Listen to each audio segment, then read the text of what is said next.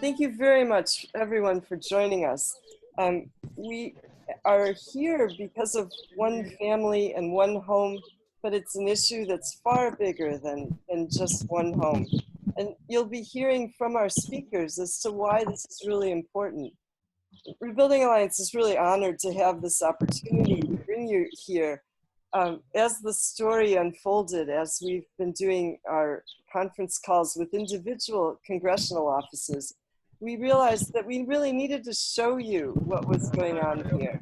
And this is for us a first time. We've never done this type of walk, a live video, a live Zoom from a live video conference in this way. It lends itself to this issue in particular.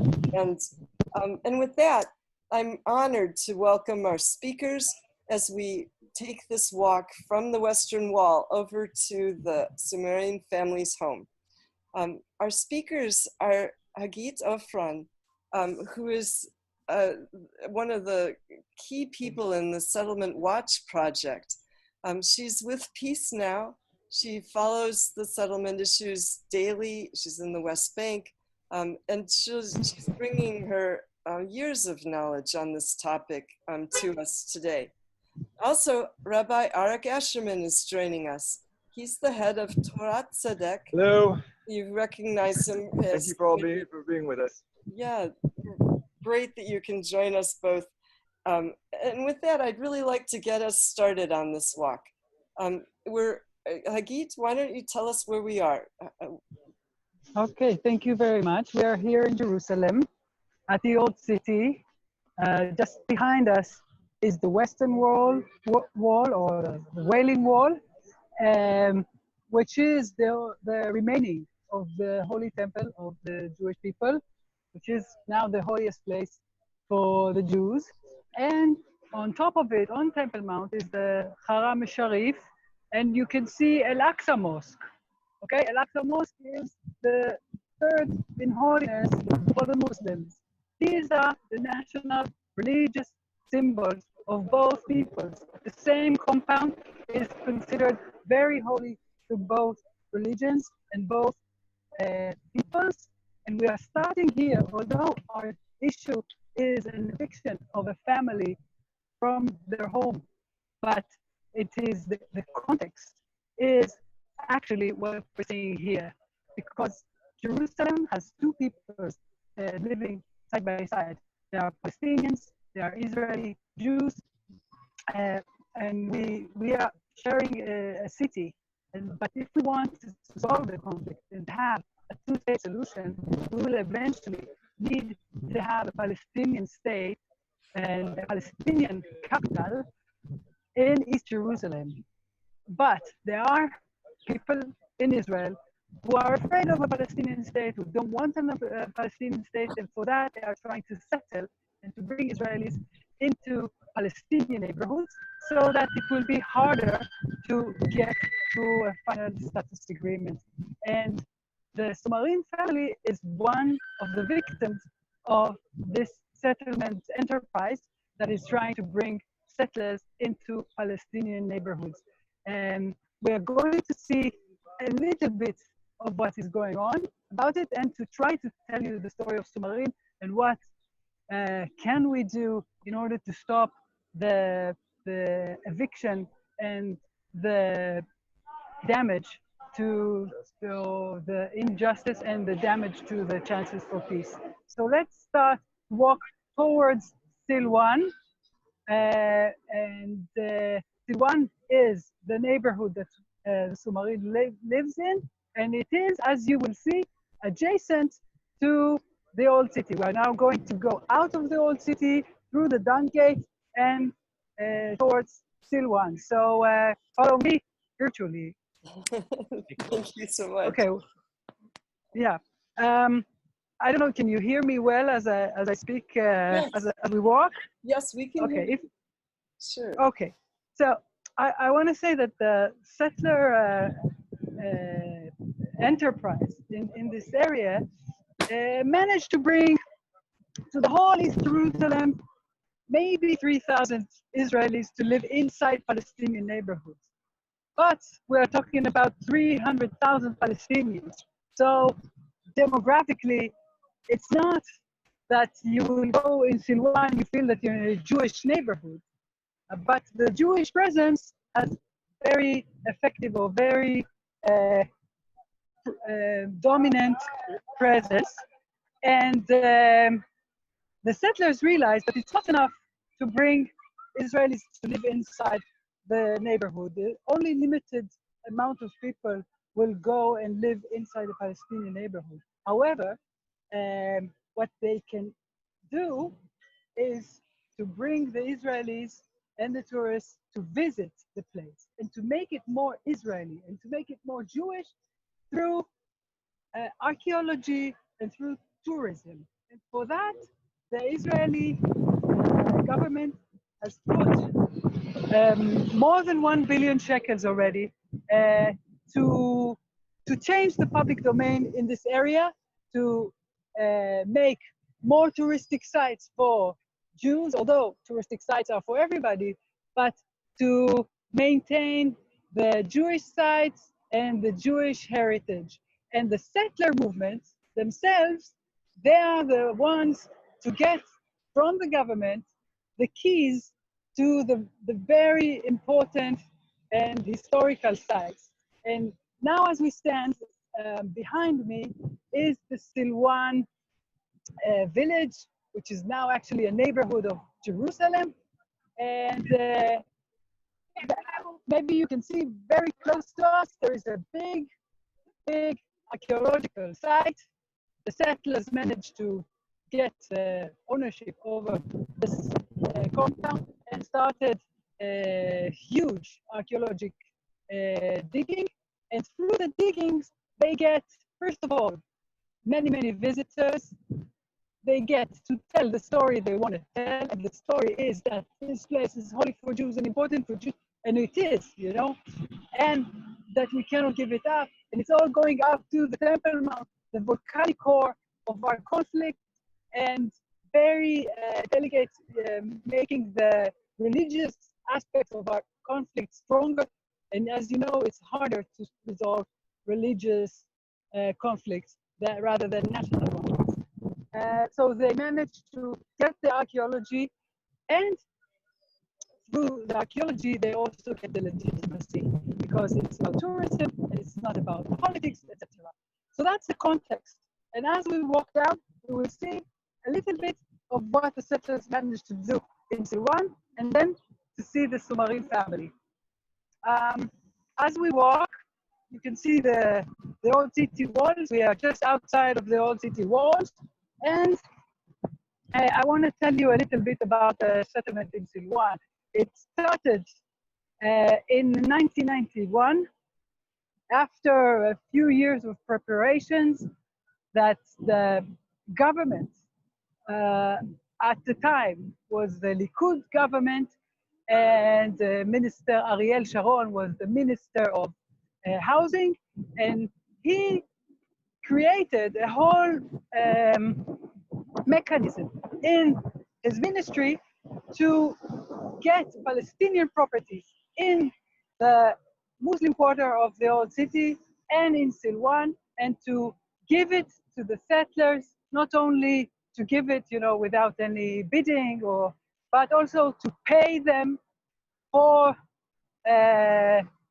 getting those properties. It was a whole system, and there were few ways for the government to take over Palestinian properties, and one of them was the use of the Absentee Property Law. The Absentee Property Law is a law that was legislated by Israel in 1950, just after the establishment of Israel, when there were hundreds of thousands of Palestinian refugees who ran away from the war and left behind all their properties. And Israel decided to legislate a law that will allow Israel to make use of those properties and to take it and actually confiscate it and sell it to whoever. What?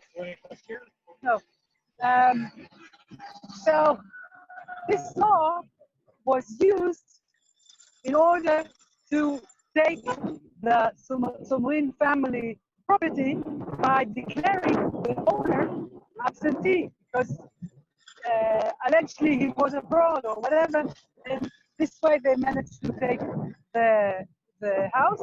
I believe you will hear, we'll tell you more about it, but in general, this was one of the ways to take over the property. As you saw on our way, there was a sign of the city of David. Okay, as you know, actually Silwan, where we are standing, is where ancient Jerusalem used to be. And when King David was here, he was in this Jerusalem, not so much in the old city, which is newer, but this is the ancient Jerusalem.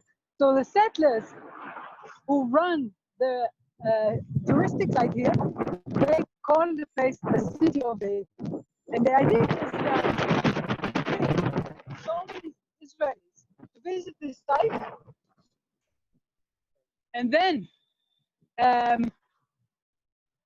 when finally we'll get to final status negotiations, you know what, just take a look. This is the entrance to the visitor center of the settlers here, or the city of David. If you come here to visit, you will go inside, you see a shop, you will buy a ticket, and then you go on a tour, which will very soon take you underground to many tunnels that were excavated underneath the houses of the Silwan. And actually, people who visit the village, the Silwan, they are not told that they are in Silwan. They are in the city of David, and they don't see the Palestinian presence here. And they do it very smartly, you know, without saying, denying the Palestinians, just ignoring them. And when we will finally have leadership that will go and negotiate, the Palestinians will say, okay, Silwan is a Palestinian neighborhood, it should be part of the Palestinian capital. Israelis will say, Silwan? This is not Silwan. I was here. It is the city of David. We cannot give it up. This is why this site is so problematic.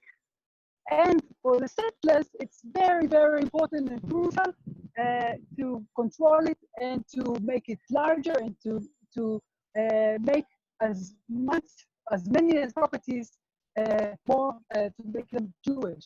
And the Sumarin family, by the way, this half of the center, the visitor center, was the garden of the Sumarin family that was taken from them already in 1991. Their house is just behind the corner here. And we're going now to visit them, and I will give the microphone to Arik as we go there. I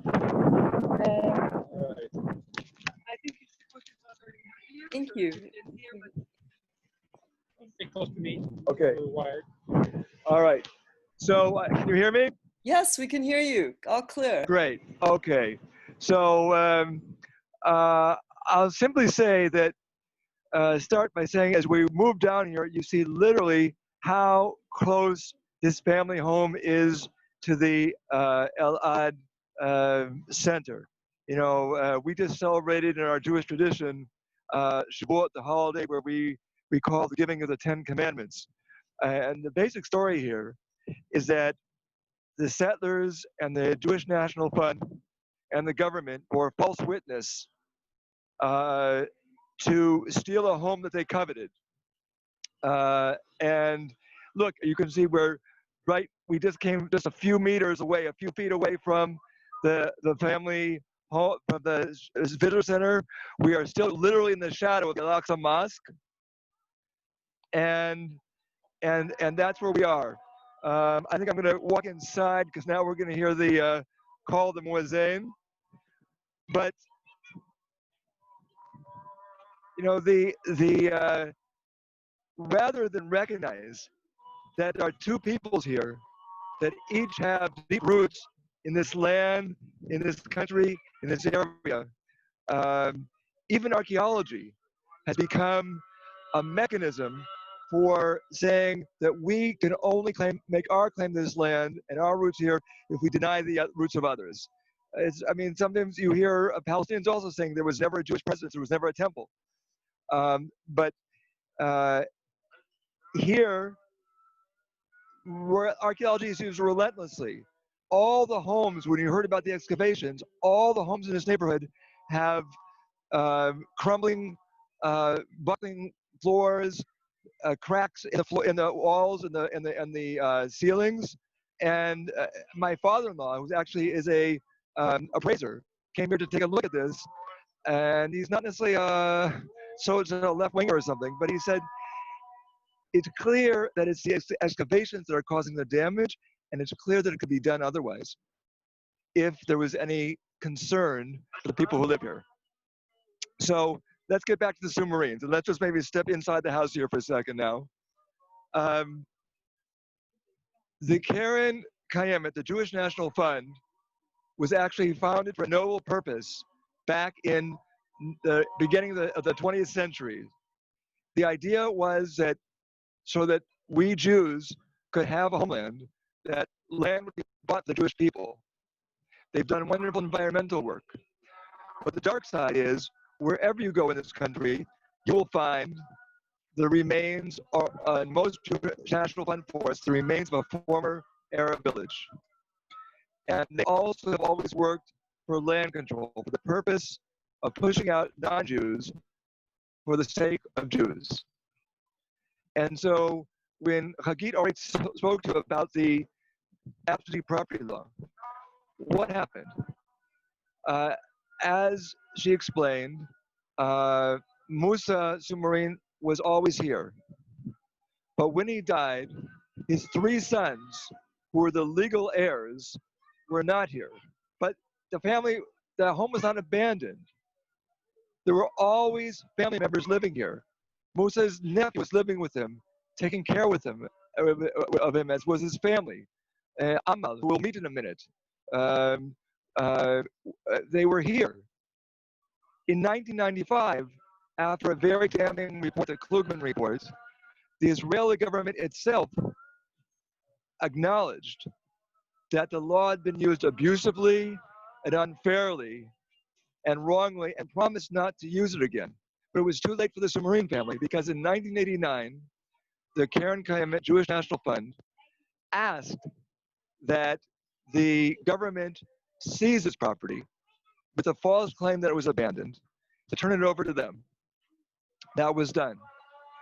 And from that point, there's been over a 30-year battle to take over this home, relentless legal efforts, with a slight respite in 2011, when our coalition organized thousands of people, most of them Jews from the United States, who wrote saying that when we gave for generations in our family to the Jewish National Fund to buy land for those people, it wasn't to expel Palestinian families from their homes. But that freeze was unfrozen. And in September, the last September, the family lost a court case. That's the case, the appeal of that loss is going to be heard next week on Tuesday. There may be possible legal maneuvering afterwards, but this really may be the end of the line for the family. And it is such a tragedy on so many levels. Hagit spoke about the tinderbox we're living in, that this is just pouring gasoline on a fire that is of no use to anybody. It is, as a human rights activist for 25 years, who works for the human rights both of Jews and of non-Jews, it is a violation of my deepest beliefs and the religious beliefs that every human being is created in God's image. And it's a humanitarian tragedy, which is why we now want to take some time and have some time for you to get to meet the family themselves. Thank you so much. But we want to talk to Amal. I know. Okay. So here is Amal. There are 3 generations living in this home. Amal, and she will tell you, has raised children and grandchildren in this home for 40 years. She doesn't separate herself any longer from every single stone in this home. So let's hear from her, please. تفضلي. أمل احكي لنا شوي عن البيت والوضع. أنا أمل سمرين من سلوان، بنت سلوان يعني مولدة سلوان. I'm Amal Sumarin. I was born here in Silwan. أنا موجودة بهذا البيت لي 40 سنة من يوم ما تجوزت محمد سمرين. I live here in this house for 40 years since I got married with Muhammad Sumarin. وعشت يعني هي الفترة وجبت أولادي كلهم يعني معي 7 أولاد. And I gave birth to 7 children in this house. عندي محمود الكبير عمره 39 سنة هلا يعني.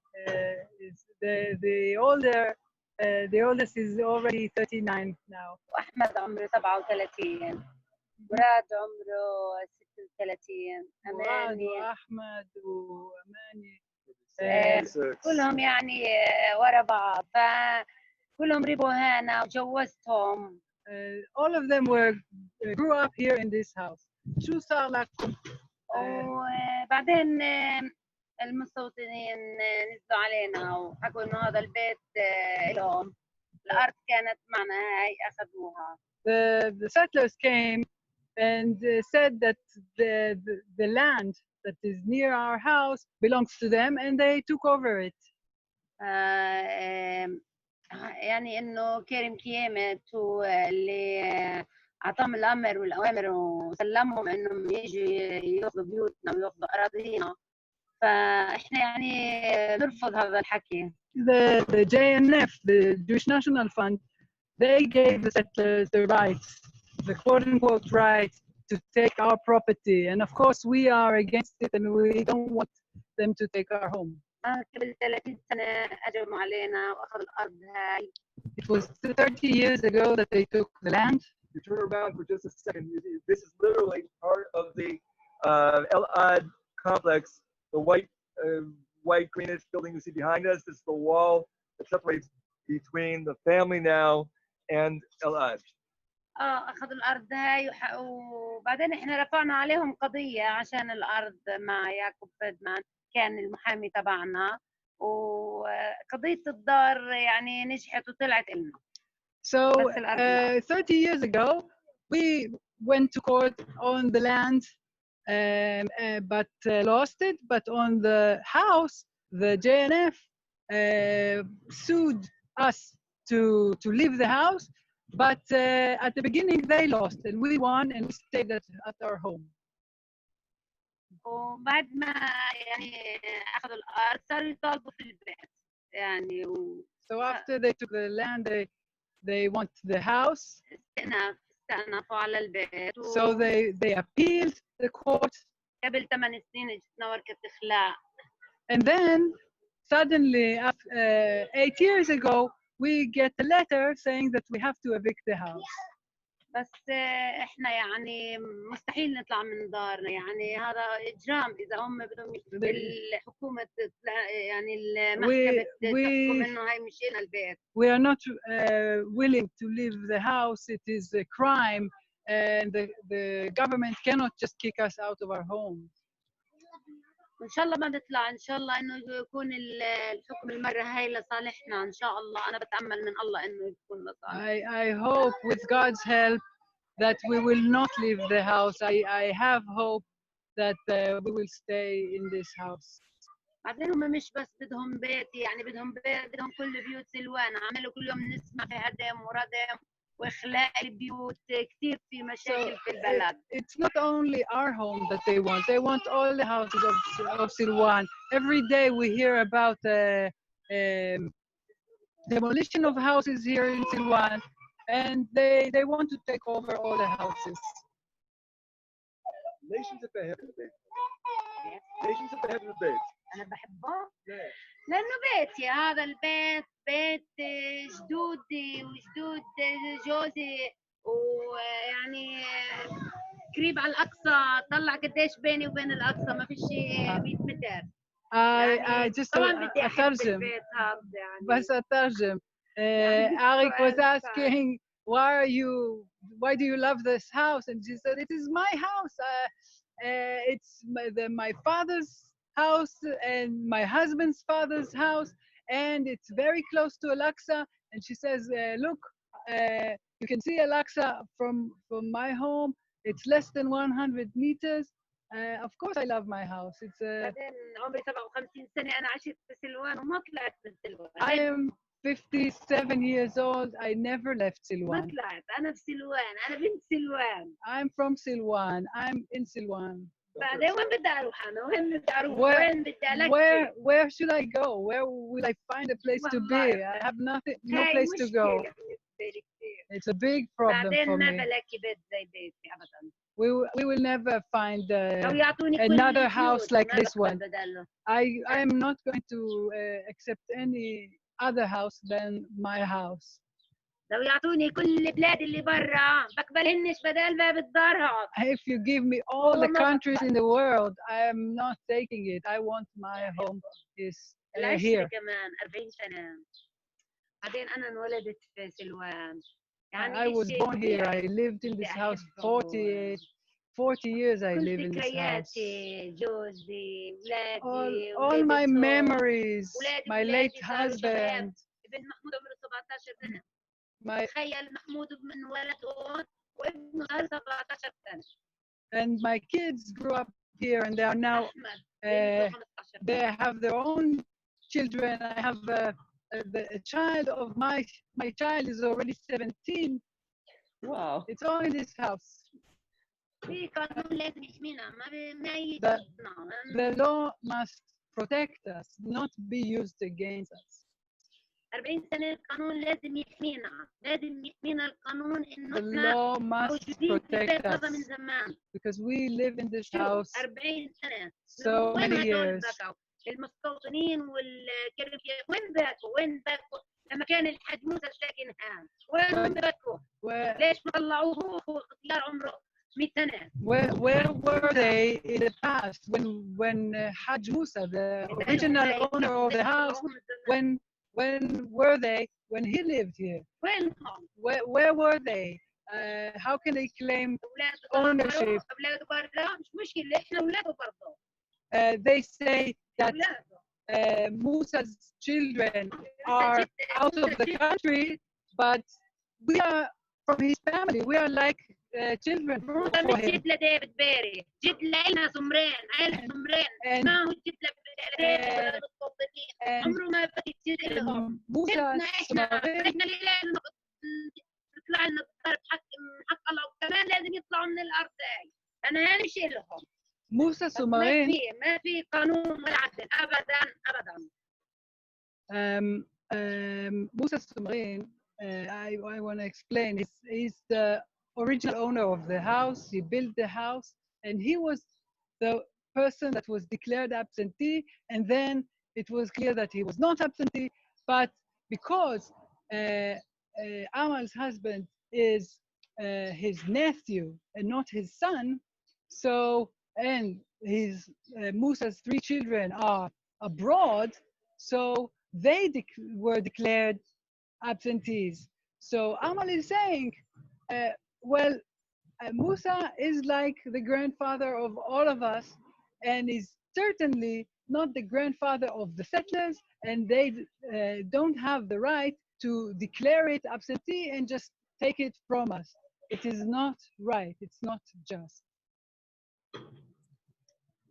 And that's it, I think. Maybe there's some questions. I don't know. You want Ask you about wanna questions. try to hear? Just ask about questions. If Yes, anyone, if you'd like to have any, take any questions, maybe we can try to answer. you're welcome to ask questions, everyone. Thank you very much to Amal to join us. And thank you for making this possible to see how close this is. And what might happen on Monday? The court case will take place. Tuesday. No, I don't know. Tuesday's The 30th. court case. The 30th of June Tuesday. is Sorry. Yeah, it's the hearing of an appeal that the family put. Um, the court will hear the appeal and may decide few days, few weeks after whether they accept the appeal and let the family stay at home, or God forbid, tell them that they have to leave. But the court is not, I mean, even if the court ordered that they should leave, it doesn't mean it have to happen. First of all, the JNF, the Keren Kayemet, who's suing this lawsuit, they can withdraw. They can say, okay, we give up. We give the house to you. We don't want to kick you out of your home. It's not obligatory. They can always withdraw even after a verdict. And second of all, this is not just an issue of ownership between like a civil court. It's a political issue. It is something that has to do with the future of all of our country, and the government can intervene and can prevent this injustice and the damage to the whole region. Just to reinforce what Hagit is saying, if those of you who will do what we've asked that you do, to speak to the State Department and the Israeli Embassy, what you will hear from the Israeli Embassy is, how can you ask us to interfere in a court process? This is a democratic country. Gotta get the microphone a little closer. You know, we can't interfere in a court process, and we're not asking you to do that. That's what is to explain, is that what the court has ruled is that the Keren Kayemet is permitted to expel this family, to evict this family, not that they're required. If the Keren Kayemet were to say tomorrow, we're going to leave the family alone, they wouldn't be violating any law. When representatives from the board of the Keren Kayemet have told me personally, well, it's just about money, because we can't afford to give up the property. If someone would buy them out, there would be nothing illegal about that. And the other thing is, what you need to understand is, we're not asking that something be done that's not normal in East Jerusalem, insofar as nothing of this magnitude, with this possibility for being so inflammatory, ever happens in East Jerusalem without approval from the highest levels of the Israeli government, either the prime minister or somebody very close to the prime minister. So it wouldn't be something extraordinary were the Israeli government to say, whether you win or lose this case, it's not the right thing to happen. It's not the right thing to do. It is not in the government's interest, it's not in the Israeli interest, it's not in the interest of peace, whether you are for the Trump plan, another plan, or any peace plan. No peace plan will be served by throwing some matches into the gasoline cans, which are here.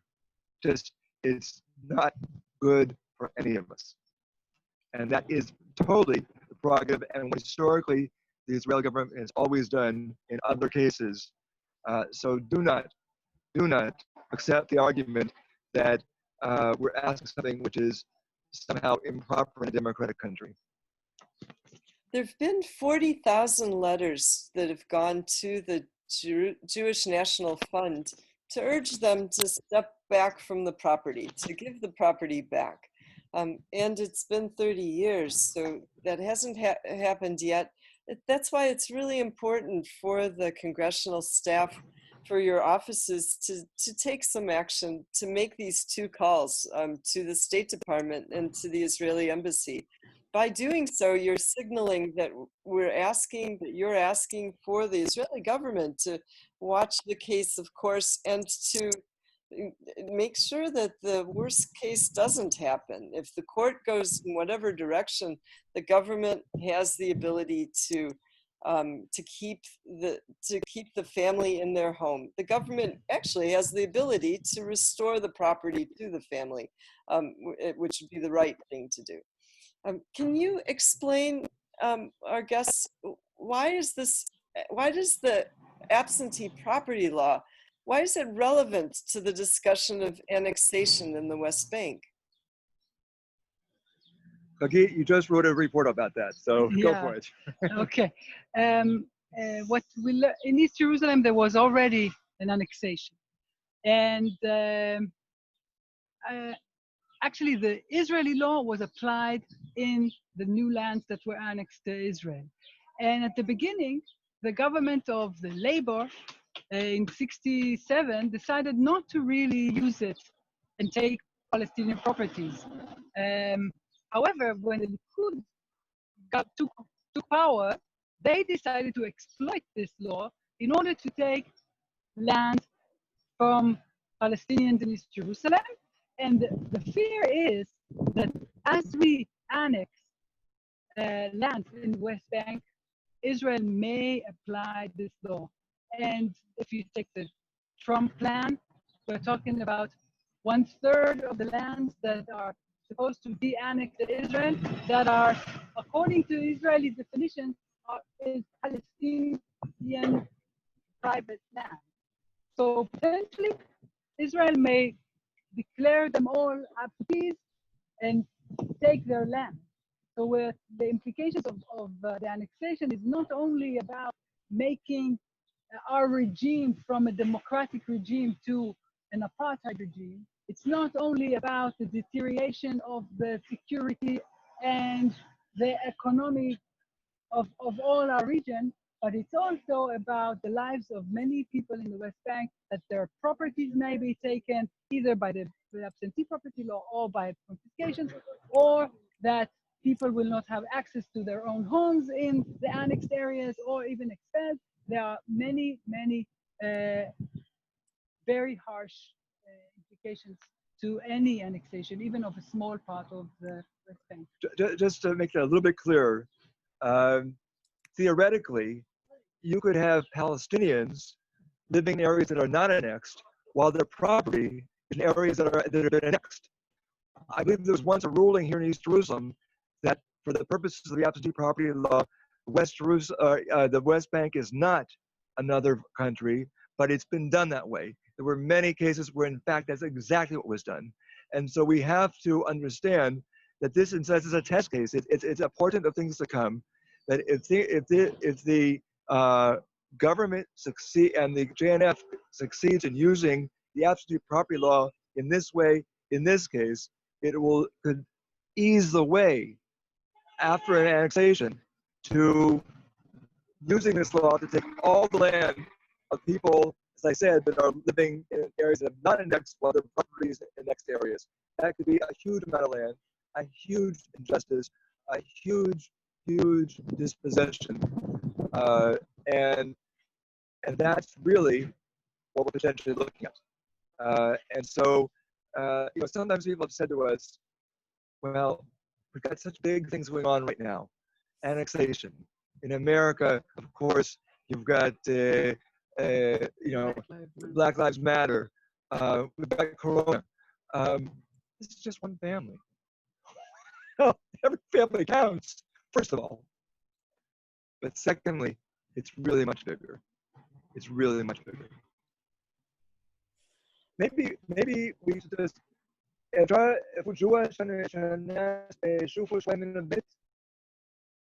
you can so maybe we just go in and see a little bit more of the home for a second. Thank you. That would be great.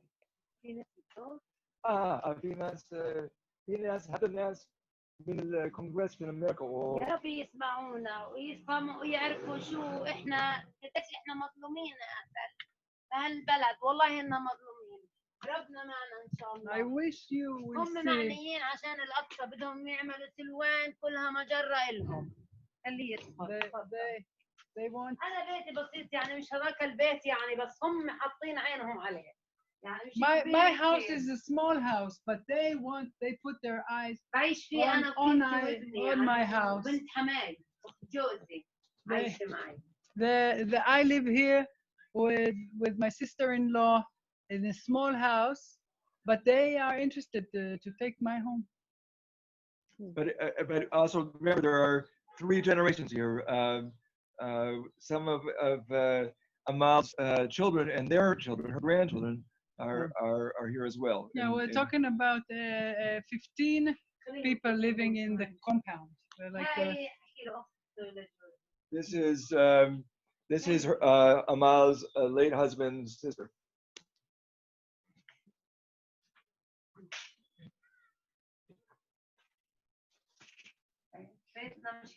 Not a big house. Our apartment is not so big. And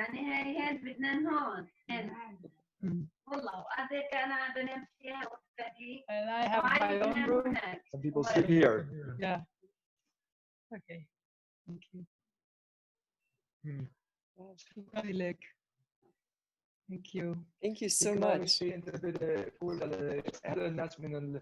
Bishop of Congress in America. Arik is asking if she has anything to add. بدي احكي لهم انهم يعني انه يعني يرفضوا المبدا تبع المستوطنين انهم يعني ياخذوا بيت يعني وين انا بدي اروح. What I want to tell you or the people who are listening that please help us stand with me in court and don't accept the settlers take over my property and kicking out of our family from our home. المحكمة ما تكون يعني عنصرية أو يمينية، تكون إنسانية. But I want the court to be human. I don't want them to be racist or right-wing. I want the court to be human. يعني أنا وأولادي اللي ساكنين وراي وجنبي عندهم أولاد صغار وأنتم روحوا. My children. ما إلنا بيوت، هم بيدعوا إنه إحنا إلنا بيوت ثانية، بس البيوت الثانية مضبوط لابني محمود عنده، بس ساكنين يخطوا برضه، أنا عندي 7 مش 1. كلهم متجوزين، يعني ما يقدروا يقعدوا. The settlers are saying, or not the settlers, the JNF are saying to the court and to the media that we own other homes and that we have places to go. It's true that we have other homes. I mean, I have 7 children. They all have families. They live in apartments, yes. But it doesn't mean that we all have more apartments that we can use. We don't have a place to go, and our children don't have a place to go. يعني حتى لو عندي كل سلوان بملوكها أنا ما بستغنيش عن بيتها، ما بستغني عنه. And in addition to that, even if I owned all of Silwan, I don't want to give up on my house. I will never give up on my house. I will never. بدي أطلب منهم إنهم يساعدوني بالمحكمة، أنا المحكمة يعني تكون معنا في الحق، يعني إنه هذا بيتنا نضل فيه. I want you to stand with us, and that there will be justice. في قانون في صدق في عدل؟ في عدل؟ لا هون ما في عدل. الحكم المحكمة ما هي عدل أبدا قطعيا، ما في عدل. This court until now is not. There is no justice in this court. ما في عدل. Here in this place there is no. In this country there is no justice in courts. I don't know about other places in the world, but in here there is no justice.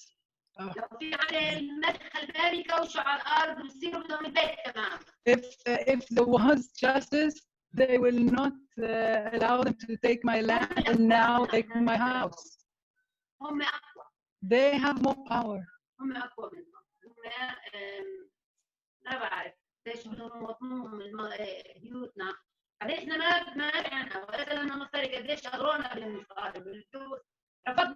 رفضنا اللي يبعدوا عنا ان شاء الله يبعدوا. They even offered us a lot of money for us to leave the house, but we don't want, and we just want them to go away from us. والله مسلمين ولا نحب المشاكل. We don't want any problem. We want peace. We want please peace. thank Amal. Please let her know that we're coming to the end of our hour. And Amal, shukran. Yeah, she's saying that they were always a family of peace. Yeah. we're You know, so as we get ready to conclude, I would just like to bring two quotes from our Jewish tradition.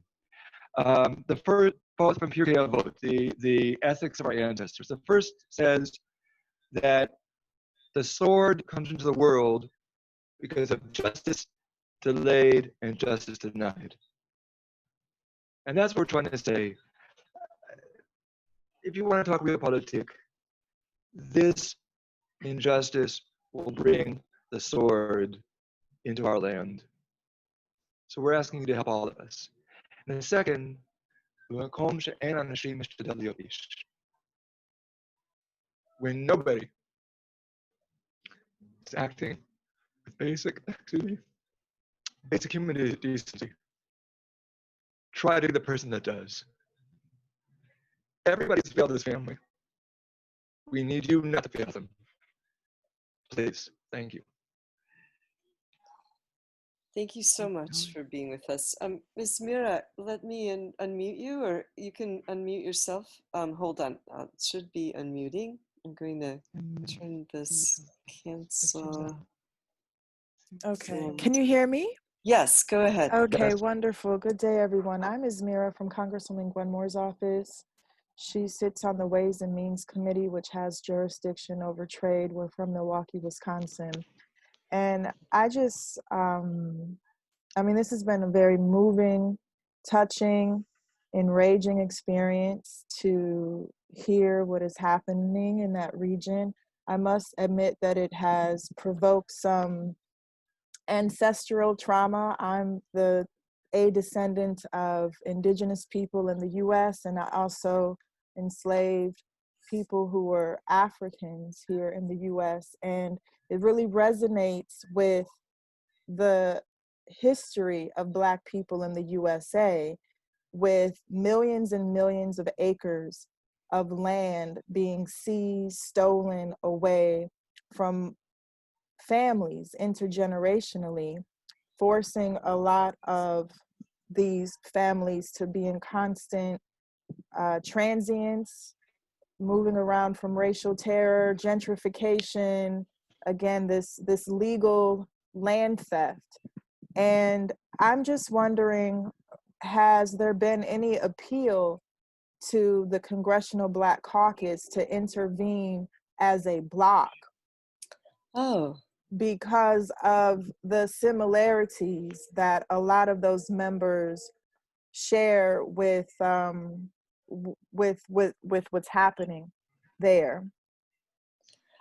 We'd be honored to bring this forward to them. It's been only a week or so that we've been reaching out to Congress on this issue, and that makes such good sense. We would be honored.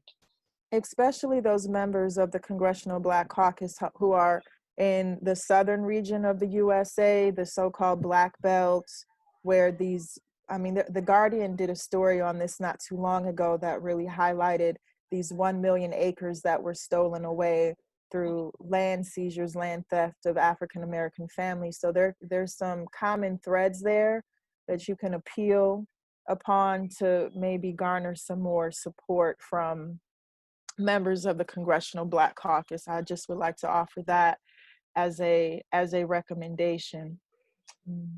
Thank you. Well taken. We'll follow up right away. Thank you.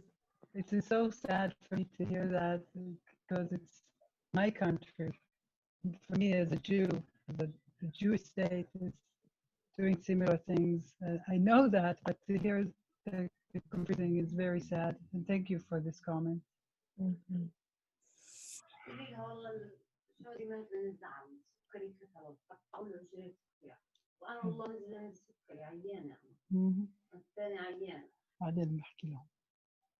Okay.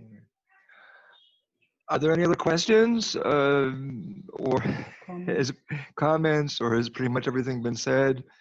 I guess we have a couple more minutes if there's something that still isn't clear. And of course, even after this tour is over, through Donna, we are at your service. Anything you need. We have enough information to just keep coming out of your ears if you want it. So I think, don't excuse me, hesitate.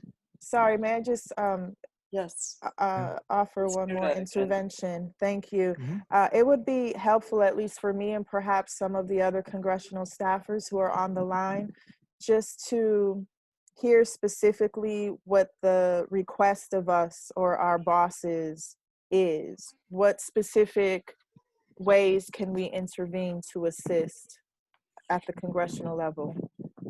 So time sensitive, this week, make 2 calls. Call the Israeli embassy and call the US State Department. We're informed by the State Department that you should use your usual channels to make that call. And they keep a note. They're saying that no matter which party, having the call come in is really valuable on their side. The central staffers, not the senior ones, but the center ones, they have to record it. They have to get their boss's attention. And therefore, it's showing that Congress is paying attention. To the Israeli embassy, they do respond, and it does matter. They might not know the answers, they'll go find you answers, and that too sets up a flag that people are watching. And we've had good experience with how that can influence. Even it's not supposed to influence the court, but sometimes the court has a better response because of it. We see this as preventative at this moment. After the court has its ruling, we're going to be reacting, and then we'll ask you for more attention on it. There could be a letter, we'll be drafting something soon, and finding sponsorship is something we've been working on so far. Okay. We just today conducted a call-in day where people spoke to the Karen Kayemet here in Israel. And frankly, before the operator stopped taking our calls and even disconnecting some of the lines, the reactions were, well, we didn't ever hear about this. Wow. And a first stage is letting the Israeli embassy know and the State Department know that there's an issue here, that there are people who are watching this issue, that are concerned about this issue, and that already starts a dynamic. And that's why even those simple steps, even without, we of course like it if you can actually also express a position, but even an inquiry without a position already starts flagging this as something that the Israeli government and the U.S. government have to be aware of. I want to mention that we're part of the Sumarin coalition, and actually, maybe Arik, you can speak to the size of the coalition, the number of groups, and the various groups that are involved in this. We have 30-some organizations, most of them Israeli, British, and from the United States. An incredibly broad and varied coalition. People in this coalition that don't necessarily agree on everything or work together all the time. From J Street, Americans of Peace Now, to some a little bit more left-wing organizations, Jewish Forces for Peace, what have you. And it's actually very moving and remarkable, to my point of view, that on this issue, people have said, we'll put aside our differences and work together.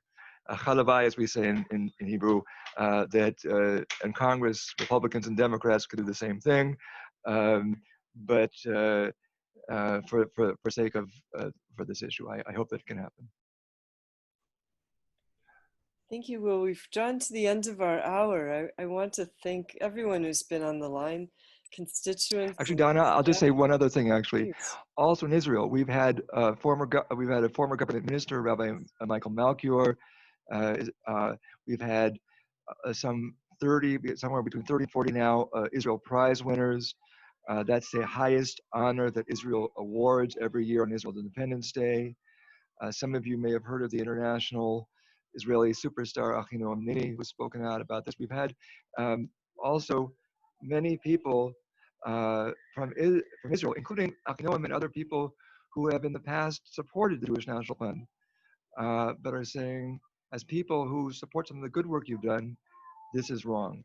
And that's also important because we're not asking you to somehow be anti-Israel or anti the Jewish National Fund.